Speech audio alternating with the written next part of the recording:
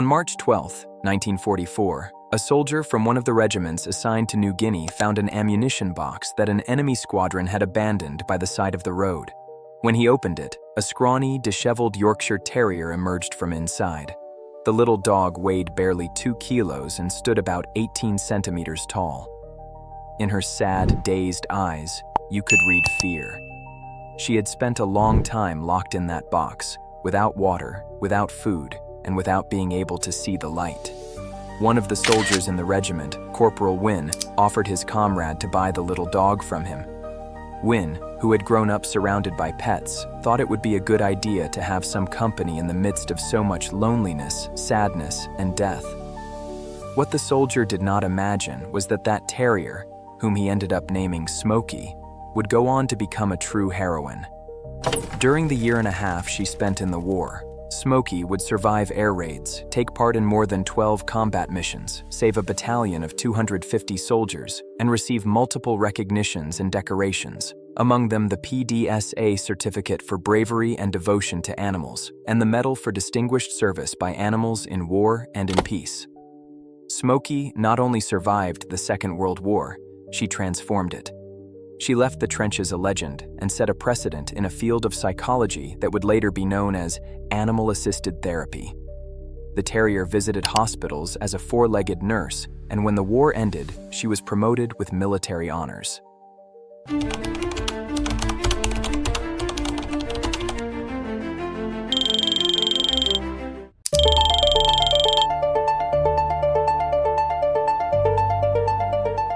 (1944). The Allied campaign in the Pacific was at one of its harshest moments.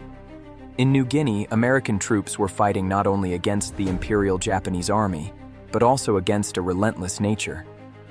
The humidity made the men sick, malaria decimated entire battalions, and fear seeped into their bones like rain into boots.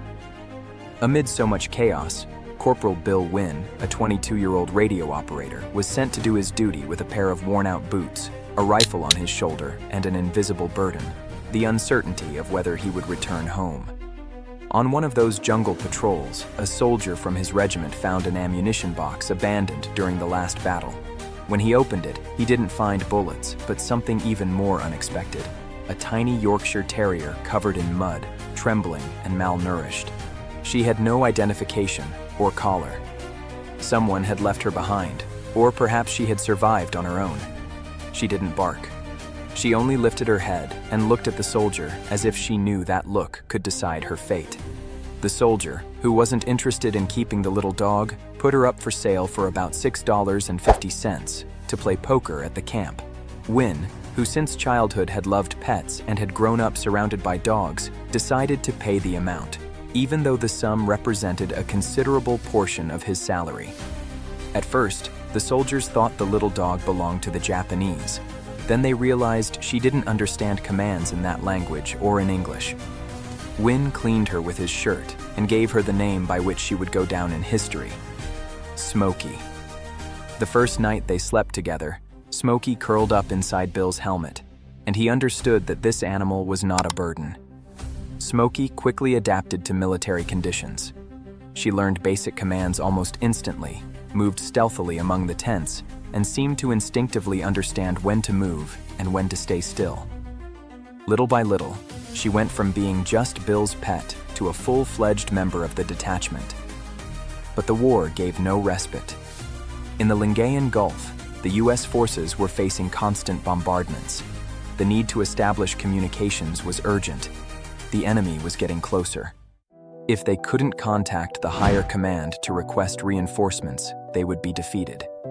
To do so, they had to get through a metal pipe 20 centimeters in diameter that ran 21 meters beneath an airstrip.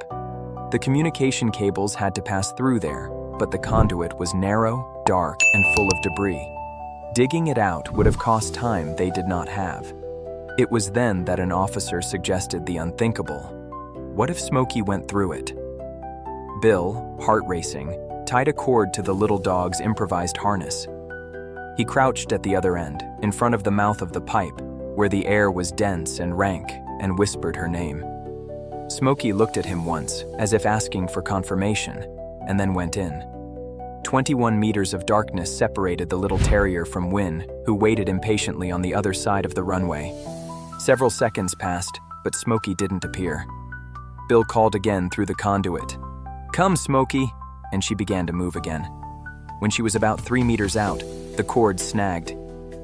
The little dog looked back over her shoulder as if wondering what was holding her there. The cord finally came free of the snag, and she started forward again. By then, dust was rising as she crawled through dirt and mold. Bill couldn't make her out.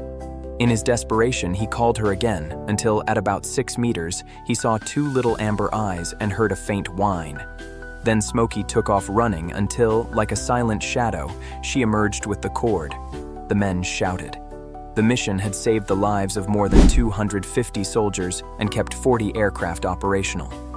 From that day on, Smoky stopped being seen as a pet and became part of the unit. They issued her an identification tag and treated her like any other soldier. Meanwhile, Bill Wynne, still moved, knew that that little dog had not only changed his days, she had changed his understanding of what courage means.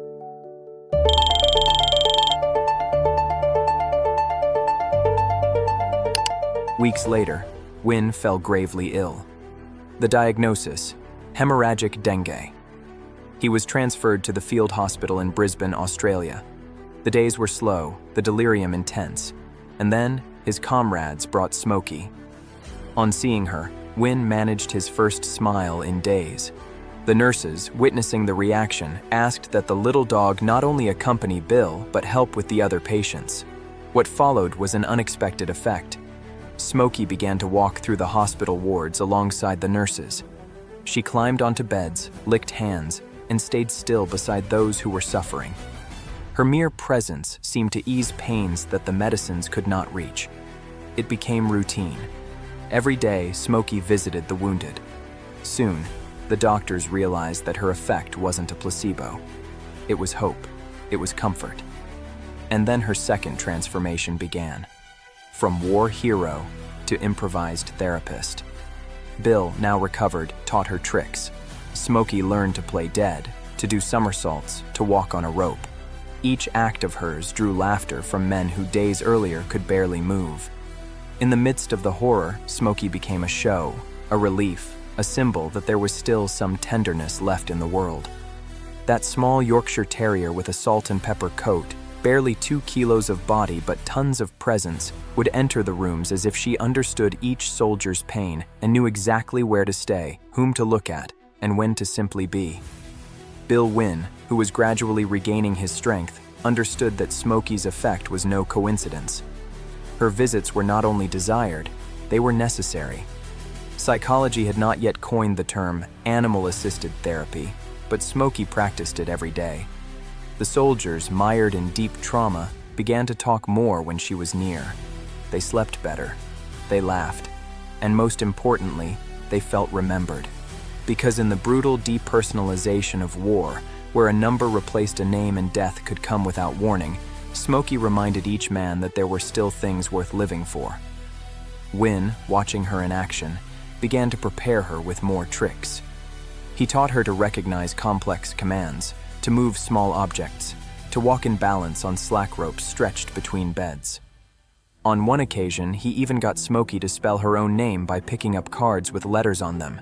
Each trick was an explosion of laughter in a ward that hours earlier had been swallowed by the silence of pain. In the middle of an unrelenting war, Smoky was the necessary interlude, the unexpected balm. When they were transferred to Australia, the story spread even further. Smoky and Wynne began touring military hospitals at the direct invitation of senior command. The Army understood her value as a morale unit, but also as a symbol. In a time when the bulletins were a parade of death tolls and bombed cities, Smoky was a different story, one of tenderness that survives bullets. In every ward they entered, the effect was the same. Some men broke down in tears, others asked to hold her for just a moment. It was like touching a memory, something that had not yet been completely lost, and not only with the wounded. At forward bases, Smoky became a vital part of the team. She participated in drills, alerted with barks at unusual movements, and always stayed close to her owner. She became so integrated into the soldiers' daily functioning that commanders even began to consider her presence part of the operational routine. On one occasion, when a detachment was surprised by enemy fire during a reconnaissance mission, Smoky remained motionless amid a hail of shrapnel. She did not run. She did not hide. She waited for Wynne's order, and when she received it, she crawled under the tarpaulins and guided the group to a safe point. For this action, and others that were not recorded in official papers but that remained in the memory of those who survived, Smoky was honorarily promoted to sergeant. It was not a symbolic gesture. It was recognition of a being who had done more for the lives of her comrades than many in uniform. They gave her a small vest with hand-stitched insignia. She did not wear it all the time, but when she did, everyone knew it was not a costume. It was the affirmation that courage does not depend on size or rank. Smoky also served as a piece of internal propaganda. Her photos began to circulate in military bulletins, in small printed publications in the camps. In them, she always appeared alongside Bill, or on the shoulders of some wounded soldier, tongue out, ears alert, with that expression that seemed to say, "We are here." Smoky's therapeutic effect on wounded and mentally traumatized soldiers led to the creation of dog therapy programs. Dozens of people offered their pets to serve as volunteers with the U.S. forces.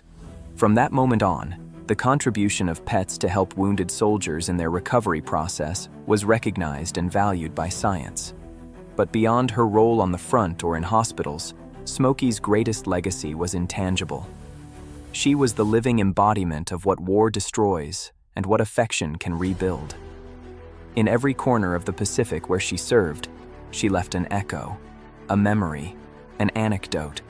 The four-legged sergeant, the little dog who crossed a tunnel to save hundreds of lives, the one who dropped to the ground pretending to be wounded to elicit genuine laughter. For many soldiers, Smoky was the last beautiful thing they saw before going into combat. And for many who returned, she was the first reason to smile.